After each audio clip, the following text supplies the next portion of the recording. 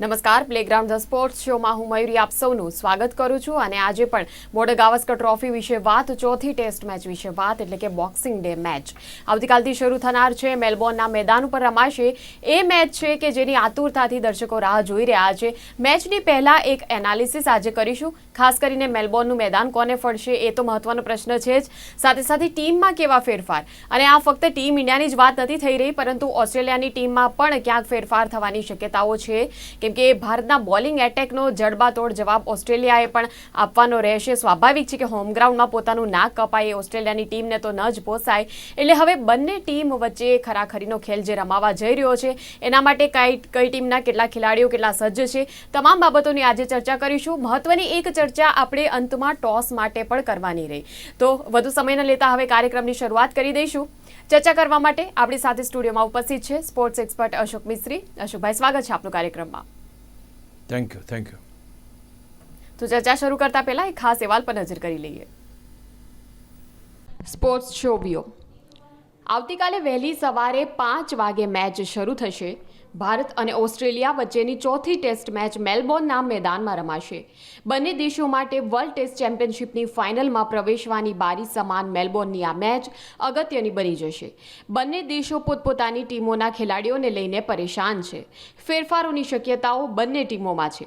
Boxing day મેચોમાં પરિણામ આવે જ છે, એટલે 90,000થી વધુ પ્રેક્ષકો કાલે મેદાન પર ઉપસ્થિત રહી મેચને ઓસ્ટ્રેલિયા તરફી બનાવવાના ભરપૂર પ્રયાસો કરશે. ત્યારે ભારતના બેટર્સે ધૈર્ય અને એકાગ્ર રહીને બેટિંગ કરવી પડશે. રોહિત શર્મા હજુ પણ ચર્ચામાં છે અને પત્રકાર પરિષદમાં પણ પોતે કયા સ્થાને રમશે તેની ચોખવટ કરી શક્યા નથી. એટલે આ સસ્પેન્સ ભારતને કોઈ નવો આંચકો તો નહીં આપે ને? ભારતના રોહિત, વિરાટ અને ઓસ્ટ્રેલિયાના લાબુશને અને ખ્વાજા આઉટ ઓફ ફોર્મ ચાલી રહ્યા છે, એટલે બાજી બંને પક્ષે બરાબરી પર છે. ઓસ્ટ્રેલિયાના બોલિંગ એટેકમાં બોલેન્ડની એન્ટ્રી ભારત માટે ચિંતાનો વિષય બની શકે છે. ભારતના પક્ષે સ્પિનર રમાડવો કે નહીં તે મળેલ પીચ પર કેટલું ઘાસ છે તે જોયા પછી નક્કી થશે. મેલબોર્નની પીચ એ ફાસ્ટર્સ માટે સોનાની ખાણ છે એ તો વિદિત છે, પણ લાભ કોણ લે છે તે જોવાનું રસપ્રદ રહેશે.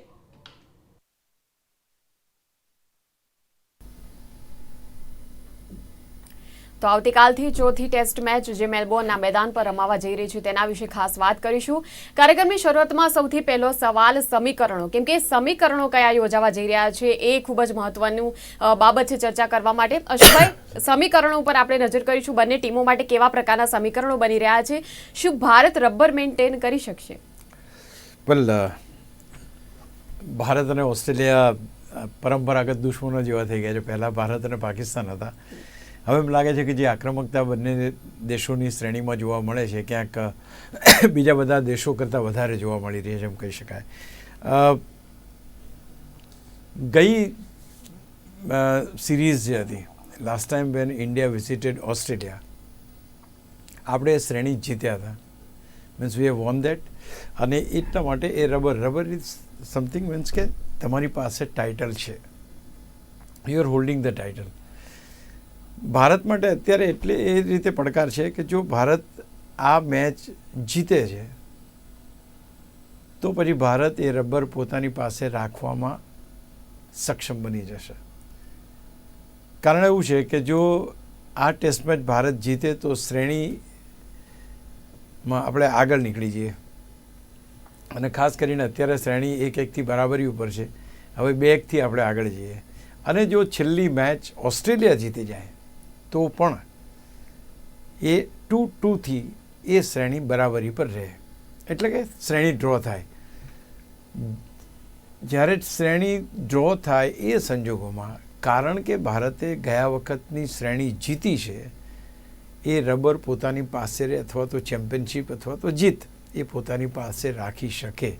It is the biggest advantage which India would like to take to retain the rubber. Retain the rubber means retain the victory. Retain the victory which we did last visit. તો હવે જે વસ્તુ છે એ અગત્યની ભારત માટે એટલા માટે છે કે આ મેચ જો ભારત જીતી જાય તો પછી કોઈ સવાલ ઊભો થાય નહીં. જો છેલ્લી મેચ ઇવન ઓસ્ટ્રેલિયા જીતે તો પણ 2-2થી શ્રેણી બરાબરી પર પૂરી થાય, અને 2-2ની શ્રેણી પરથી શ્રેણી જો બરાબરી પર પૂરી થાય તો ભારત પાસે રબર છે, રબર ભારત પાસે જ રહે. If it happens other way round, તો અધર વે રાઉન્ડ જો થાય તો એ જ પરિસ્થિતિ ઊભી થશે કે ભાઈ આ ઓસ્ટ્રેલિયા જો જીતે મેચ તો છેલ્લી ટેસ્ટ મેચ ભારતે જીતવી પડે એ પ્રકારની આખી મેટર બની જશે. This is another way. એટલે જો ઓસ્ટ્રેલિયા જીતી જાય તો ભારતને છેલ્લી મેચમાં પ્રેશર વધારે છે. આ પર્ટિક્યુલર મેચમાં પ્રેશર બંને ટીમો પર છે, કારણ કે બંને ટીમોમાંથી જે ટીમ પહેલી આજે જીતશે, મીન્સ કે મેલબોર્નની મેચ જીતશે, એની પાસે એડવાન્ટેજ રહેશે કે એ છેલ્લી મેચને ડ્રોમાં કાઢીને શ્રેણી બરાબરી પર પૂરી કરી શકે. પણ જો ઓસ્ટ્રેલિયા જીતશે તો ભારત માટે દબાણ રહેશે કે ભાઈ છેલ્લી ટેસ્ટ મેચ આપણે બચાવવી પડશે, એટલે મીન્સ કે જીતવી પડશે. ઇફ ઇટ ગોઝ ડ્રો તો ભારતને હારનો સામનો કરવો પડી શકે છે. એટલે બહુ જ આ સમીકરણો જે છે એ પ્રકારના છે કે ભાઈ ભારતને શ્રેણી બચાવવાની છે. જો આમાં જ જીતી જાય તો આપણે 2-1થી આગળ થઈ જઈએ અને છેલ્લી મેચ એ લોકો જીતે તો પણ એને, હવે ધારો કે આ વખતની મેચ ઓસ્ટ્રેલિયા જીતી જાય તો પછી 2-1થી એ લોકો આગળ થઈ જાય. એટલે આપણા માટે છેલ્લી જે મેચ છે એ મસ્ટ વિન મેચ થઈ જાય. જ્યારે પહેલા કેસમાં શું બને કે even if we lose it is okay, આ મેચ આપણે જીતીએ. આ મેચ જીતીએ કેમ? કારણ કે આ મેદાન ઉપર ભારતને જીતવાની પર્સન્ટેજ રેશિયો વધારે છે. 2011થી અત્યાર સુધીમાં ઓસ્ટ્રેલિયા આપણને ક્યારેય હરાવી શક્યું નથી, તો we have got a good record. તો એટલા માટે જે કંઈ કરવાનું છે, તો whatever team wanted to do that they have to put in this match to make it safe series, ત્યાર પછી શ્રેણી તમારી સેફ થઈ જાય કે તમે તમારું રબર તમારી પાસે રહેશે, એટલે કે તમે જે જીત્યા છો that will remain with you. And it is very important. Australia on the other hand wanted to change the things upside down. કારણ કે ઓસ્ટ્રેલિયાને એમ લાગ્યું કે યાર આપણે ત્યાં આવીને આપણને હરાવી જાય ને એ લોકો જ બધું એ કરે, so that we want to take it other way round. હવે ઓસ્ટ્રેલિયાને પણ એવું છે કે 2 ટેસ્ટમાં જો આપણે જીતી જઈએ તો આપણે કામ થઈ જાય. તો અહીંયા આગળ આ પરિસ્થિતિ સર્જાય છે. જો ધારો કે આ મેચ ઓસ્ટ્રેલિયા જીતે છે તો ઓસ્ટ્રેલિયા 2-1 સ્કોર 2-1નો થાય, બરાબર છે. તો 2-1નો સ્કોર થઈ જાય તો છેલ્લી મેચ જો ડ્રોમાં જાય તો ભારત શ્રેણી હારી જાય. ભારતે છેલ્લી મેચ જીતવી જ પડે. એટલે બહુ જ મોટી પરિસ્થિતિ છે કે એવી અઘરી પરિસ્થિતિ છે કે ભારત માટે આ ટેસ્ટ મેચ જીતવી. આ ટેસ્ટ મેચ મેદાન પણ ભારત માટે સારું છે. બેટર્સના રેકોર્ડ તમે જુઓ તો એ પણ સારા છે, બોલિંગ સારી છે. નથી ચાલતી, નથી રમતા એ આપણે બાજુમાં અત્યારે મૂકીએ છીએ. આપણે જોઈએ છે ખાલી આંકડાકીય ગણિત જો માંડીએ તો આંકડાકીય ગણિતમાં કદાચ આપણે ઓસ્ટ્રેલિયા કરતાં થોડાક આગળ છીએ અહીંયા. ભલે ઓસ્ટ્રેલિયા ઓવરઓલ જોવા જાઓ તો એ ભલે આગળ હોય, પણ અહીંયા આ શ્રેણીમાં અહીંયા આગળ ભારતને થોડોક એડવાન્ટેજ છે આ મેદાનનો, થોડોક એડવાન્ટેજ છે આ મેદાન ઉપર ભૂતકાળમાં મેળવેલા વિજયનો, અને એ વિજય મેળવનાર ખેલાડીઓ ભારતીય ટીમમાં અત્યારે પણ રમે છે એનો. કોણ ક્યારે રમશે, શું કરશે, that we leave it on tomorrow. પણ કહેવાનું તાત્પર્ય છે કે ઇન્ડિયાની પાસે થોડોક અપર હેન્ડ છે, થોડોક એડવાન્ટેજ છે, જે એડવાન્ટેજ ઓસ્ટ્રેલિયા પાસે અત્યારે નથી. બિલકુલ. અને ભારતીય ટીમમાં અશોકભાઈ ઘણા ફેરફારની વાતો આવે છે, શક્યતાઓ કેટલી છે, કોણ કોના સ્થાને આવી શકે હવે આ તબક્કામાં? અહીંયા તો સ્કાય ઇઝ ધ લિમિટ. કારણ કે દરેક વ્યક્તિ જે કોઈ એક્સપર્ટ હોય અથવા તો જે કોઈ જાણકાર હોય એ તમામ જાતના ફેરફારો કરી શકે છે. સોશિયલ મીડિયા ઉપર તો તમે એમ પણ જોઈ શકો છો કે શુભમન ગિલ નહીં રમે અને એની સ્થાને કોઈ બીજાને રમાડશે. ક્યાંક એમ કહે છે કે ભાઈ વિરાટ કોહલી રેસ્ટ લેશે, એવી પણ વાત આવે છે. તો આ બધી પરિસ્થિતિઓ તો સર્જાવાની. પણ આપણે એવી આશા રાખીએ કે ભારતીય ટીમમાં કોઈ મોટા ફેરફાર ના થાય. કોઈ મોટા ફેરફાર ના થાય એટલા માટે કે અત્યારનું ટીમનું કોમ્બિનેશન જે રીતે બનેલું છે એ ટીમના કોમ્બિનેશનને એક ટીમનું કોમ્બિનેશન ભારત માટે સારું છે.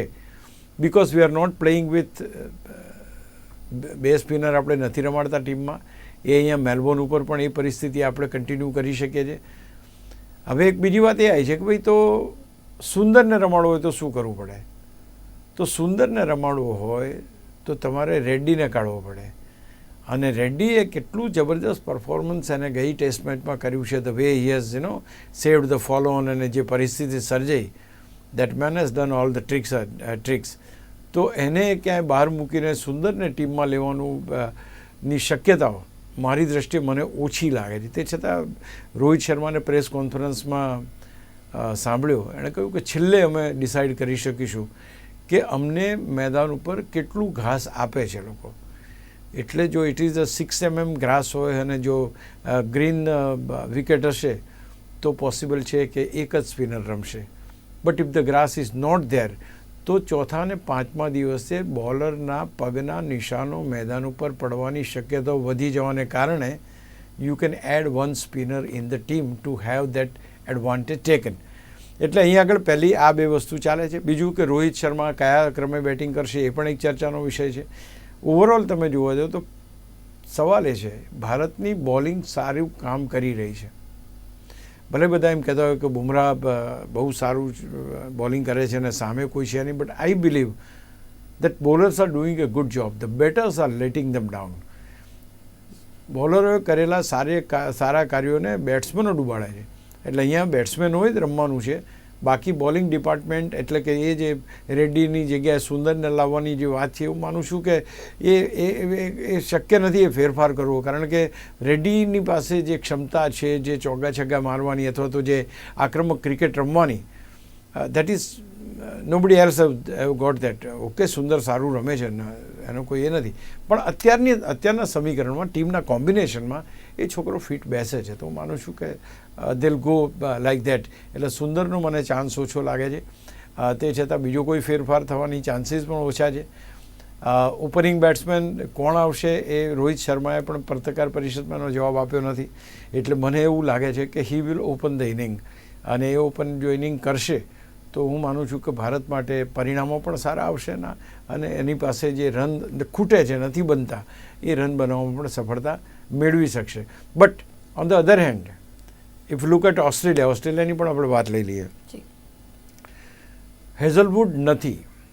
હેઝલવુડના સ્થાને બોલેન્ડને ટીમમાં લેવામાં આવે છે. આ એક ભારત માટે થોડોક મીન્સ તકલીફ આપે એવો આ ચેન્જ છે. અને બીજું જે ઓપનિંગ બેટ્સમેન નહોતા રમતા એને કાઢી મૂકવા, મીન્સ કે ટીમમાંથી બરતરફ કર્યો એને, અને એની જગ્યાએ કોન્સ્ટાન્સ કરીને એક ખેલાડીને રમાડવામાં આવ્યો. નવ ધીસ કોન્સ્ટાન્સ ખેલાડી એક અલગ જ પ્રકારનું વ્યક્તિત્વ ધરાવે છે, જેને પ્રેક્ટિસ મેચમાં જસપ્રીત બુમરાહની બોલિંગને બહુ સારી રીતે રમ્યો હતો અને બહુ જબરજસ્ત રીતે એને ચોગ્ગા છગ્ગા ફટકાર્યા હતા. એટલે એને ટીમમાં સ્થાન મળ્યું છે. એટલે અહીંયા ઓસ્ટ્રેલિયાની ટીમમાં જે ફેરફારો છે, બે ફેરફારો એપેરન્ટ છે. હેઝલવુડના સ્થાને આજે આવે છે ખેલાડી બોલેન્ડ, અને પેલી સ્વીટેન કરીને જે બેટર હતો એની જગ્યાએ કોન્ટાસને ટીમમાં સમાવવામાં આવે છે.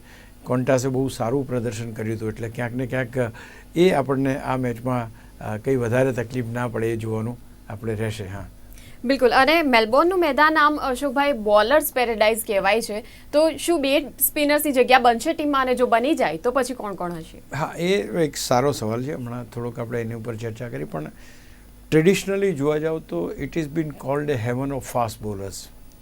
ફાસ્ટ બોલરનું સ્વર્ગ છે, અને ફાસ્ટ બોલર્સ આ મેદાન ઉપર સૌથી વધારે પ્રભાવિત કરે છે, સૌથી વધારે વિકેટો લે છે, સૌથી વધારે મૂંઝવે છે, સૌથી વધારે તકલીફો આપે છે. બટ રવિન્દ્ર જાડેજા જે આગળની જે સિરીઝ થઈ એમાં રવિન્દ્ર જાડેજાએ પણ સારું પ્રદર્શન કર્યું હતું અને વિકેટો પણ મળી હતી. પણ તે છતાંય બે સ્પિનરોને ટીમમાં સમાવવાનું જોખમ ભારતીય ટીમ ઉઠાવે એવું લાગતું નથી. એકદમ રેરેસ્ટ ઓફ ધ રેર કેસની અંદર, અને એકદમ બિલકુલ ઘાસ જો વિકેટ ઉપર નહીં હોય જે પીચ આપણને મળશે એમાં, તો આ ફેરફાર થવાની શક્યતા છે. અધરવાઇઝ હું નથી માનતો કે 4 પેસ બોલર આપણી પાસે અત્યારે થાય છે, because Reddy is a allrounder but he is a bowling allrounder. તો એક તમને એની પાસેથી બોલિંગ નખાવવાની તક મળે છે. જસપ્રીત બુમરાહ તમારી પાસે છે, સિરાજ તમારી પાસે છે, અને તમારી પાસે આકાશદીપ છે. તો 3 તમારી પાસે ફાસ્ટ બોલર્સ ઓલરેડી છે જ. એટલે હું માનું છું કે 4 ફાસ્ટ બોલર્સ, આના સાથે 4 થાય તો એને કાઢીને એક સ્પિનરને લેવો, હું નથી માનતો કે એટલું બધું એવું જોખમ ભારતીય ટીમ ઉઠાવશે. અને કદાચ જેમ વાત કરી કે ભાઈ વિકેટ ઉપર ઘાસ હોય જ નહીં, તો પછી શક્યતા છે કે બે સ્પિનરને રમાડે. કારણ કે India is also desperate. They wanted to win this match. I mean so they wanted to use all there weapons. એમના બાથામાં જેટલા તીર છે બધા તીર ચલાવવાના છે આ મેચમાં. એવું કંઈ નહીં ચાલે કે જેમાં તમે થોડું નબળું છોડો. તો બેટ્સમેન પાસેથી પણ બહુ મોટી અપેક્ષાઓ છે, બોલર્સ પાસે પણ અપેક્ષાઓ છે. એટલે જો પરિસ્થિતિ પ્રમાણે ઇવન અશ્વિન જ્યારે રિટાયર થયા ત્યારે રોહિતે જ કીધું કે બની શકે કે બહારના દેશોમાં 2 સ્પિનર રમવાની શક્યતા ઓછી પડે, ઇવન સ્પિનર ના પણ રમાડાય એવી પણ શક્યતા ઊભી થાય. તો એ સંજોગોમાં તમારી પાસે એવો એક ખેલાડી હોવો જોઈએ કે જે આટલું બધું એને સિનિયર હોય ને બેસી રહે તો એને દુઃખ થાય. રોહિત શર્માએ પણ કહ્યું હતું કે અશ્વિન અને જાડેજા બંને નહોતા અને સુંદર રમ્યો હતો, એ મને ગમ્યું નહોતું એમ, કારણ કે સિનિયર ખેલાડીઓ હતા. તો અહીંયા આગળ જોવાનું છે કે 2 બોલરની શક્યતાઓ મારી દ્રષ્ટિએ મને ઓછી લાગી રહી છે. અને જો આવે તો અગેન આવે તો કોણ, તો ડેફિનેટ છે કે ભાઈ સુંદરને તક મળે, because he has played 1 test match in which he scored some runs and he has taken some wickets also. તો એને તક મળે. કોટિયનને લઈને ગયા છે. કોટિયન આમ તો જોવા જઈએ તો કોટિયન પણ દાવેદાર તો છે, પણ હું માનતો નથી કે 2 સ્પિનર જ કદાચ દાવેદાર બને. એટલે આ એક બહુ મોટી બાબત બની શકે છે કે તમને કેટલા ઘાસવાળી પીચ આપવામાં આવે છે.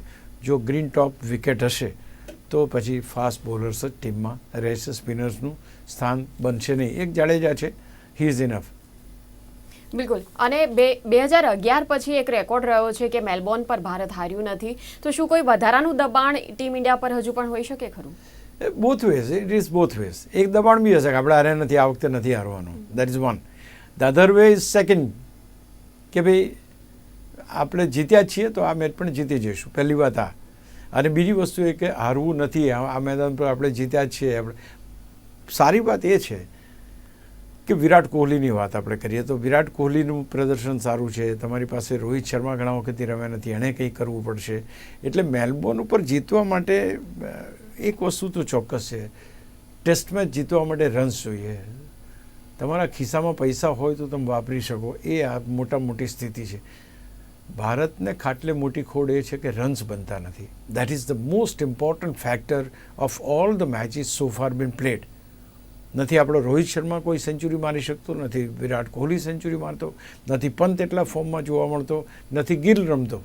આજે જ્યારે કોઈ પણ ટીમના 4 દિગ્ગજ અને ટોપ ક્લાસ પ્લેયર્સ જ્યારે ના રમતા હોય તો આઈ મીન એ સંઘને કાશીએ લઈ જવો બહુ મુશ્કેલ પડે. And that is what exactly is happening. તમે પત્રકાર પરિષદમાં રોહિત શર્મા જુઓ તો the way he is answering એને means he is not able to answer that confidently. हाँ ऐसा हो सकता है, ऐसा हो सकता है, वो अभी खेलेगा, अभी वो कुछ करेगा.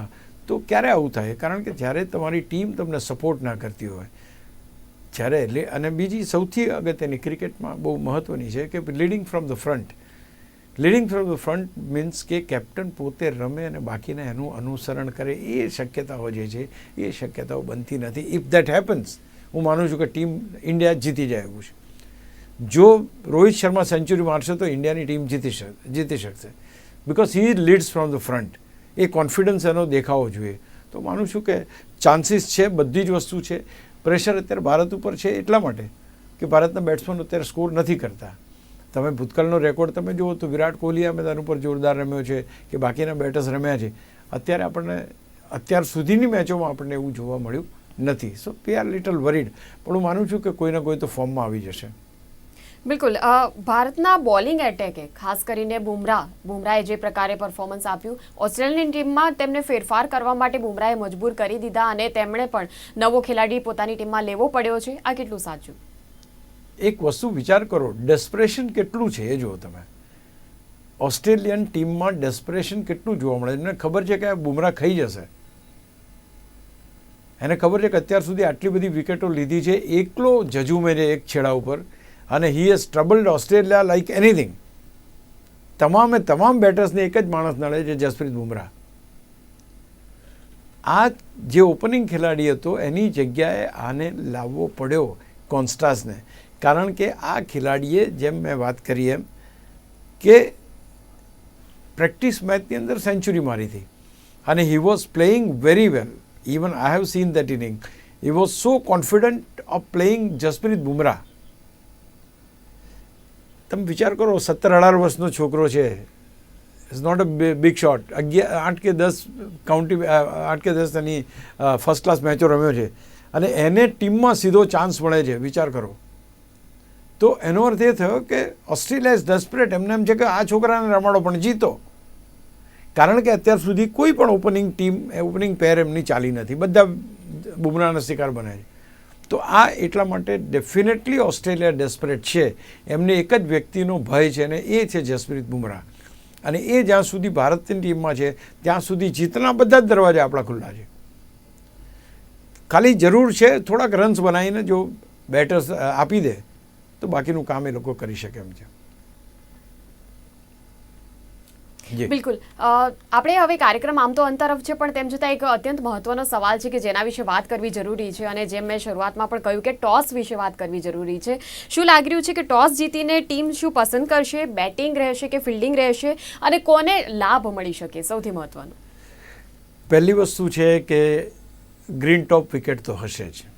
તમને એકદમ ગ્રાસ વિનાની વિકેટ મળે એવી શક્યતા હું તો નથી જોતો, કારણ કે ઓસ્ટ્રેલિયાની જે રીતે ટ્રેડિશન રહી છે એ ટ્રેડિશન પ્રમાણે તમને ગ્રાસવાળી વિકેટ જ મળશે. અને ગ્રાસવાળી વિકેટ ઉપર ફાસ્ટ બોલર્સનો દબદબો રહેશે. અને ફાસ્ટ બોલર્સની તુલના કરો તમે તો એ તુલનામાં ઓસ્ટ્રેલિયા ભારત કરતાં ચડિયાતું છે, એ સ્વીકારવું પડે. There is no doubt. હવે જ્યારે ભારતની આ સ્થિતિ છે તો ભારતના બોલર સારા છે, વિકેટો લે છે, પણ પહેલાં વધારે સારું. એટલે કે ભારત જો પહેલાં બેટિંગ કરે છે તો વિકેટો ગુમાવવાનો પણ ભય રહેશે. એટલે અહીંયા આગળ નોર્મલી ટેસ્ટ મેચની અંદર સૌથી પહેલાં ટોસ જીતીને બેટિંગ કરવી, that is a tradition to be very precise. અને આપણે જ્યારે જ્યારે ટ્રેડિશન ઊંધી કરી છે અથવા તો આપણે ફિલ્ડિંગ લીધી ને ત્યારે આપણે તકલીફમાં આવી ગયા છે. તો હું માનું છું કે ભલે વિકેટો પડશે, એ લોકોનો બોલિંગ એટેક સારો છે, પણ ભારત ટોસ જીતીને બેટિંગ કરે એ એના હિતમાં વધારે છે. અને હિતમાં એટલા માટે વધારે છે કે if they wanted to score sum good runs તો એ રન્સ એ બનાવી શકે અને ઓસ્ટ્રેલિયાને દબાણમાં લાવી શકે. મેં હમણાં કહ્યું એ પ્રમાણે કે અમુક જ સ્કોર જો બની જશે ને તો બાકી ભારતના બોલર્સ પણ એ ત્યાંના બોલર્સને ટક્કર મારે એવા છે. આપણે ડરીને જો એક્શન લઈશું ને આપણે એમ કહીશું કે ઓકે ભાઈ તમે પહેલાં બેટિંગ કરો. હવે થાય છે શું? They know the pitches. એમને પહેલાં બેટિંગ આપો તો ભારતના બોલર્સ ફાસ્ટ છે, જસપ્રીત બુમરાહ છે, બધું બરાબર, પણ દે આર નોઈંગ કે આ મેદાન ઉપર કેવી રીતે રમવાનું, કેટલો બાઉન્સ છે, કેટલી મૂવમેન્ટ છે, કેટલી ઓફ ધ સી મૂવમેન્ટ છે, કેટલી ઓફ ધ પીચ મૂવમેન્ટ છે. Everything is known to them. તો એમને એડવાન્ટેજ છે. અને એટલા માટે એટલીસ્ટ આઈ બિલીવ કે પહેલાં બેટિંગ લે ભારત જો ટોસ જીતે. I think that would be the very ideal. અને એ જો કરશે તો I think we will be able to make some good score અને આપણે ઓસ્ટ્રેલિયાને દબાણમાં લાવી શકીશું. જો had it been other way round અને જો બીજી તકલીફ ઊભી થઈ તો ઓસ્ટ્રેલિયા કદાચ એકાદ કલાક સ્લો રમે, પણ જો એક સમયે 1 કલાક નીકળી ગયો તો તમે સારી બેટિંગ પણ આ પીચ ઉપર કરી શકો છો. એટલે આ બંને વસ્તુ ધ્યાનમાં રાખતા ભારત ટોસ જીતે પહેલાં બેટિંગ લે મારી દ્રષ્ટિએ હિતાવો મને લાગે છે. અને બોલિંગ તો રહેવાની છે ભાઈ. જો ત્યાંની વિકેટો સ્વિંગ થશે, બધું જ થશે, બધી પરે બાઉન્સ આવશે, બધું થશે, પણ એ રમવાની જે ક્ષમતા છે ભારતીય ખેલાડીઓમાં છે. અત્યારે નથી દેખાતી, that is not a this thing. આજે તમે કોઈ ખેલાડી સ્ટાર્ક ધારો કે આવે, સ્ટાર્ક યશસ્વીની વિકેટ લઈ જાય એવું કેમ બને? 2 વાર એવું થયું, એને ઉશ્કેર્યો ને એને વિકેટો. તો આ જે એમાંથી બહાર આવવાની જરૂર છે. They are good player. Indian players are not bad players according to me. અને ઇફ રોહિત ઇઝ ઓપનિંગ તો હું માનું છું કે સોનામાં સુગંધ પડશે. તો ટોસ જીતીને પહેલાં બેટિંગ લે વધારે મારી દ્રષ્ટિએ યોગ્ય છે. બિલકુલ અશોકભાઈ, થેન્ક યુ વેરી મચ. આપ જોડાયા અને જે પ્રકારે ચર્ચા કરી છે આપે, અને એ પણ કહ્યું આપે કે પ્લેયર્સ ઉપર ટ્રસ્ટ આપણે મૂકવો પડશે, અને તેનાથી જ આપણને લાગે બસ એકાદ મેચમાં કોઈ એ પ્રકારનું પરફોર્મન્સ એમનું રહ્યું હોય કે જેનાથી કદાચ હારી પણ જાય કે કદાચ રન ન બનાવી શકે, પણ એનો મતલબ એવો નહીં કે આપણે ખેલાડીઓમાં દમ નથી. એ પ્રકારે બિલકુલ આપણે વિચારવું ન જોઈએ. એટલે આવતીકાલે હવે ખરાખરીનો ખેલ છે અશોકભાઈ. જોવાનું એ રહેશે કે કેવી રીતના ફેરફારો સાથે કેવી રીતના ખેલાડીઓ પરફોર્મ કરે છે મેદાન ઉપર. આપ જોડાયા બદલ ખૂબ ખૂબ આભાર. Thank you. તો દર્શક મિત્રો, મેચની તમામ અપડેટ્સ અમે આપને આપતા રહીશું. હાલ પ્લેગ્રાઉન્ડ સ્પોર્ટ્સ શોમાં આટલું જ. આવતીકાલે ફરી મળીશું. રજા આપશો. જોતા રહો ગુજરાત ન્યૂઝ સત્યની સાથે. નમસ્કાર.